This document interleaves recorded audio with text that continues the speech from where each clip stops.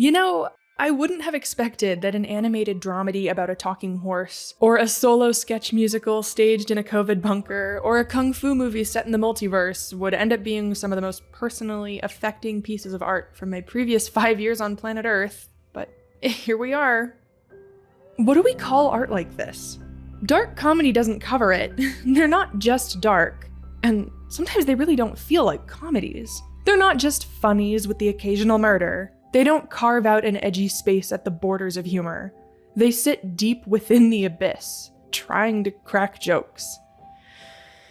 Which at sometimes feels more possible than at others.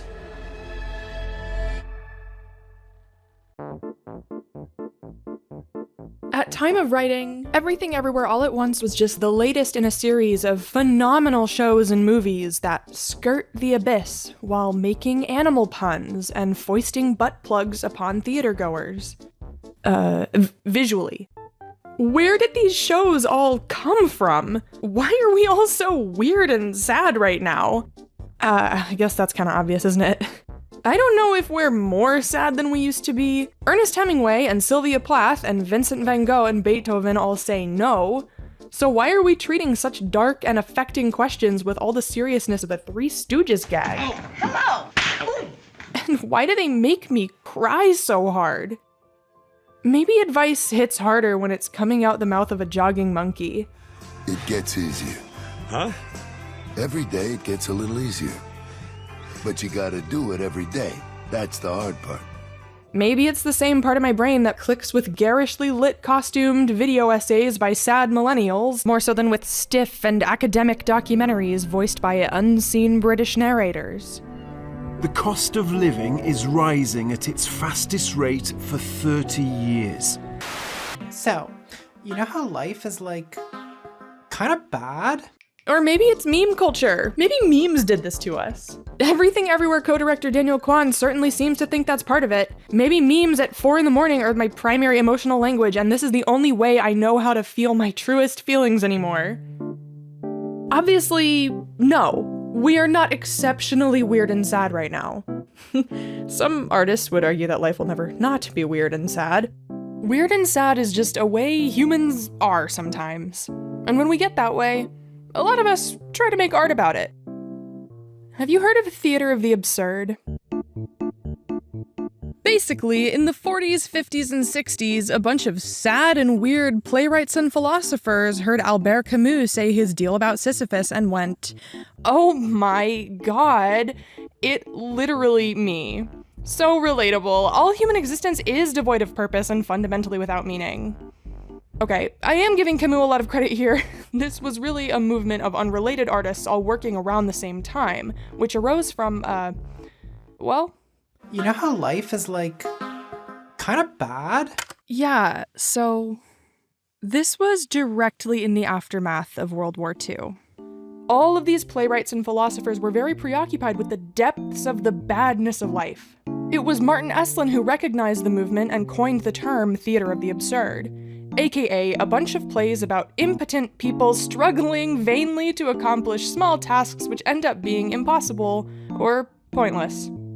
According to the British Literature Wiki... Sam, is that what you think British people sound like? According to the British Literature Wiki... Theater scholars like Esslin mark the 20th century decline of religious faith as partially responsible for the growing concern that, what if life has no purpose? And I can attest to this. I mean, Christians, like I used to be, have historically gone from, we're the center of the universe, to, okay, maybe not the center of the universe, but we were created by God in His image. And then some of us went even further to, okay, well, maybe we just kind of showed up out of luck. Thanks. Luck? But, well, he's probably still out there somewhere, so I've at least got to behave myself. To... Fuck. Why are we here? What do we do? Or in Esslin's words, whereas one who believes in the afterlife sees life as a means of getting there, one who does not believe is left to find an alternative justification for their life. or to conclude that there is no purpose. Theists in remission gave up our super special origin and our super special afterparty. We lost our divine bookends, the heavenly ciabatta holding our life purpose together. Now we're just pastrami. Estlin proposes that this loss of religious purpose was patched over in and after wartime by patriotism, nationalism, industrial progress, a purpose handed down from on high. But later generations saw that war does not tend to produce a lasting happiness. To Estlin, theater of the absurd is what you get when a younger generation looks at what an older generation held certain, pops open the hood, and goes, "Hang on. When was the last time you had this inspected? How is this thing still running? It's clearly been broken for years." Theater of the absurd refocuses our search for meaning away from the answer and back onto the search. And then it goes, Say, I am happy. I am happy. So am I. So am I. We are happy. We are happy. What do we do now that we're happy? In Eugene Ionesco's 1952 play, The Chairs, two characters prepare chairs for invisible guests who are all coming to hear the meaning of life as declared by an orator. The main characters off themselves just before he speaks, and then the audience discovers that the orator is deaf and mute. To Ionesco, the meaning of the play was not the message, nor the failures of life, nor the moral disaster of the two old people, but the chairs themselves. That is to say, the absence of people. The absence of the emperor. The absence of God. The absence of matter. The unreality of the world. Metaphysical emptiness. Cool. Probably the most well-known work in this area is Waiting for Godot, where the Shakespearean fools Rosencrantz and Guildenstern, that's the other one, Vladimir and Estragon sit around doing dumb bullshit waiting around for a character named Godot who never shows up, and then the play ends. A purposeless act which defines all the time that we spend with them. 1950s theater of the absurd typically centers modest, surreal stories about small casts of characters struggling vainly to find meaning in life, to make some small dent, to accomplish some tiny task, ultimately to realize that their struggle is futile and they are doomed to roam the earth, hopeless, bewildered, seeking something that either never existed or which will not reveal itself to our pitiful fleshy bodies. Now that's what you call British. Take note, Sam. Thanks, Coach. So, it feels like a far leap from Vladimir and Estragon waiting for a Godot who never appears, to Evelyn Wong developing superpowers to save all possible worlds from annihilation. The stakes are a bit complete and total opposite. But you can see where they go philosophically hand in hand. They rest on filling in the spaces between the big questions. Where is God? Or Godot, even? How do we fill our lives while waiting to meet him? If he's out there at all, what do we do if he's not? What if all of our choices are nullified by the scale and scope of the universe? Nay, the multiverse at large. Honestly, given my generation's whole deal, it does seem only right that the millennial version of the existential cry for help is a little less... and a little more... Pickle Rick! We're living in the loudest of times. I am rarely ever sitting alone with my thoughts, contemplating the darkness of the human condition. No, when I'm alone with my thoughts, I'm alone with y'all's thoughts. That's probably when I experience the most thoughts. We are the first generation to be fully drinking from the fire hose of human ideas. Maybe it'll only get louder from here. Maybe the next generation will have brain implants, constantly broadcasting an unending feed of news headlines and angry game reviews directly into their synapses. Let's see what kind of art they make. I'm sure I'll have the exact same reaction to it that my mom had to watching Everything Everywhere All at Once. She had a hard time getting into it. According to her, it was quite overstimulating. Would Samuel Beckett and Eugene Ionesco have vibed with millennial existential dramedies? Would they have understood what we're going for? If they had access to the same storytelling methods we have today, which tools would they have used to communicate their existential angst? Because the tools we have to communicate a vibe now are just different than the ones we had in the 1960s.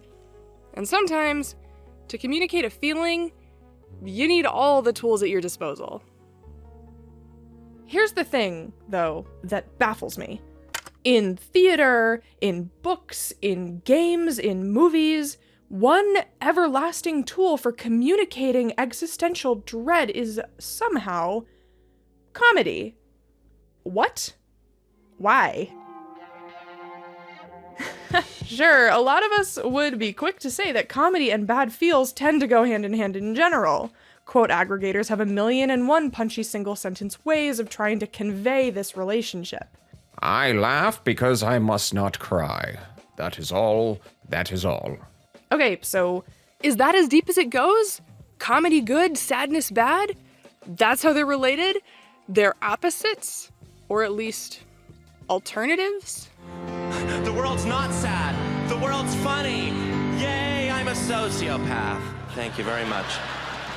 Is it that in the rock, paper, scissors of human emotions, comedy beats sadness, so in the quest to feel okay about life, we should choose the comedy starter Pokemon? Laughter and tears are both responses to frustration and exhaustion. I myself prefer to laugh, since there is less cleaning up to do afterward. Is it that when we're confronted with something difficult, we can take the sad road or the happy road, and the sad people just chose wrong? Is comedy, maybe, the secret weapon that vanquishes all evil?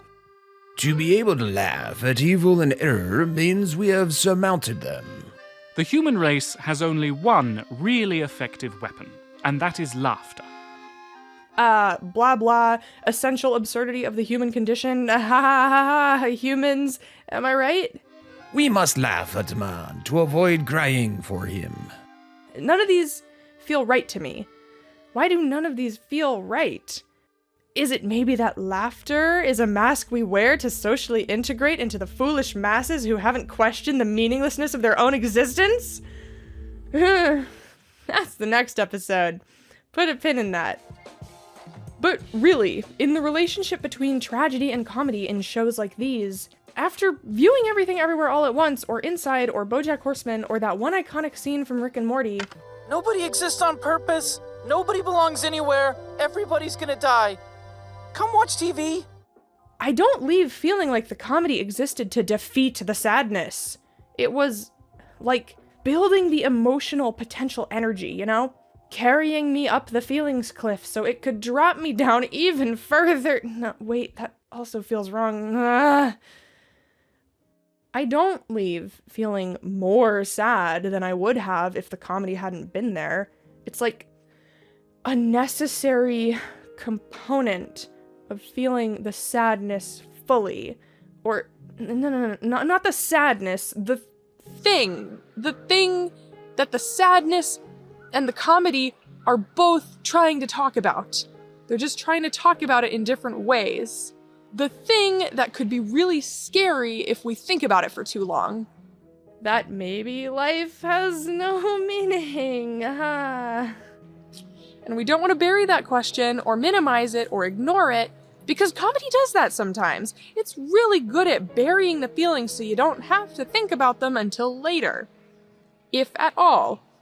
But here's the thing that sadness isn't always good at doing on its own. Keeping us from dwelling. Because we don't want to bury or minimize or ignore, but we also don't want to sulk. We want to heal and reframe and be open and remember that life is all things at once, and so if art is trying to talk to us about life, then must it not also be all things? The feelings need each other. Oh my gosh, it's like a yin-yang. It's like an emotional Nordic spa treatment. Hot, cold, hot, cold, hot, cold, and somehow at the end you feel good. Like you just had some therapy. Maybe a little too much therapy. It wouldn't work if it were just funny. It'd feel fake. You can't talk about an existential crisis and have it just be funny. But it also can't just be sad. Because, I don't know. Isn't an existential crisis kind of funny? No, not funny, but doesn't it kind of taste like funny? You know, if I want my dish to evoke flavors of fall, I'll use nutmeg or pumpkin. If I want my movie to evoke flavors of existential crisis, it gotta taste at least a little bit like comedy. Existential crises maybe aren't funny, but aren't they kind of comedy flavored? At least in the aftertaste? It comes down to the way we use the word absurdity. Here's a question. This scene, right here. Is this comedy? My theater laughed when it happened, but what made so many of us want to laugh? It's crazy. You're starting to get it. It's that it's absurd. Haha, that's weird. Hot dogs? Stop that. That don't make no sense. And when something don't make no sense, when something surprising happens that doesn't fit what we know, that's comedy. Well, sometimes it's comedy. Absurdity is one form of surprise. It's a, hey, that's new. It puts our brains into evaluation mode. If something is surprising and it might be dangerous, it's scary.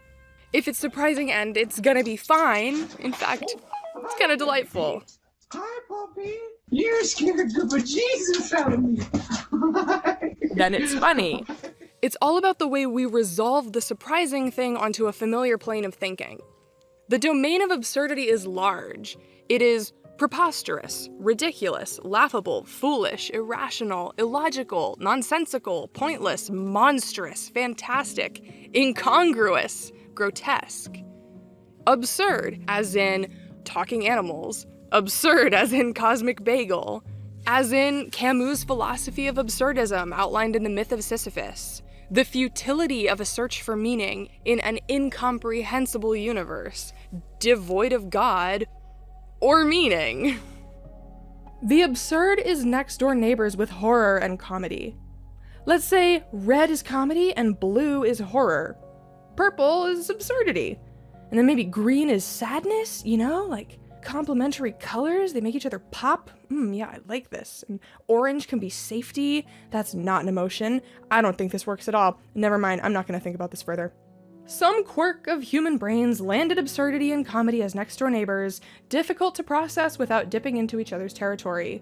We can thank evolution for both our difficulty coping with such grand questions, and for the small comfort bestowed upon us in dealing with things that make no sense.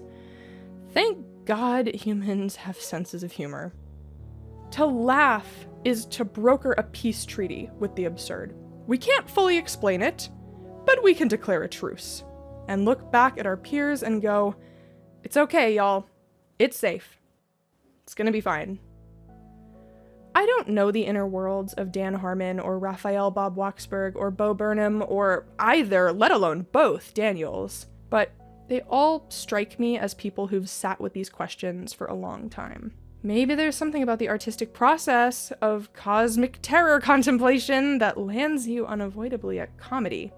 Although Lovecraft went pretty harshly in the other direction, so I suppose we do have a choice between sad road, happy road. He seemed like a well-adjusted person. Maybe to these creators, there is something essentially funny about the human struggle for meaning. Maybe it's the best way they feel they can personally get at that feeling. Or maybe they know that, at the end of the day, we need it to feel okay. Maybe it's a cry of defiance, a declaration that no matter the truth of the smallness of our own existence, we will live and laugh and love any goddamn way. Camus' third option, reject absurdity, embrace absurdity. The world isn't sad, we all scream into the empty cosmos. The world is funny. In return, the universe says nothing. Our relationship with the absurd is tenuous, because it is definitionally that which makes no sense. But you have to see into absurdity to attempt to process these feelings, because the human condition is absurd. In this world, there is love and vibrance and joy and presence, and so we laugh. And yet we can't reconcile these feelings with the fear of being forgotten or with the hurt of losing a loved one, and so we cry. These facets of life circling one another unending, the suffering making us seek answers, the laughter making us press forward. It's beautiful, really, asking these questions about how we feel okay about life ending someday, about life maybe having no higher purpose, encapsulated within the purest expression of the celebration of life and humanity. Art is one human coping mechanism by which we explore the questions that terrify us. We learn to bring them down to earth, wrap them into a tiny package that we can examine and rotate and discuss. And maybe, when the light strikes it just right, turn it into something we can laugh at.